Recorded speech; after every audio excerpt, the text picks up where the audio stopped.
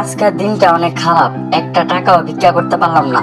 দিন দিন ভিক্ষার বাজার খারাপ হয়ে যাইতেছে। আরে ওই তো একটা সার দেখা যায়, দেখি কিছু পাই কিনা। আজকাল যেভাবে রোগবালাই বাড়তাছে, বেশি দিন বাইসা থাকা কষ্টকর।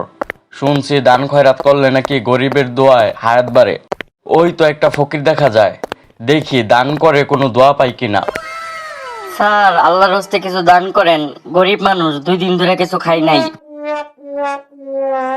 এই লো 500 টাকা, পেট ভরে কিছু খাইও আর আমার জন্য দোয়া কইরো। স্যার, দোয়া করি আমার মাথায় যত চুল আপনাকে আল্লাহ তত হায়াত দেখ, অনেক দিন বাঁচবেন।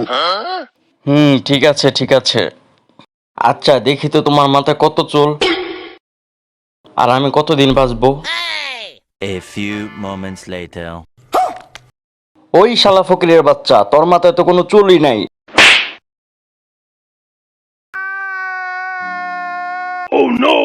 স্যার, এই গরিবের গায়ে হাত তুললেন, আল্লাহ আপনার বিচার করব।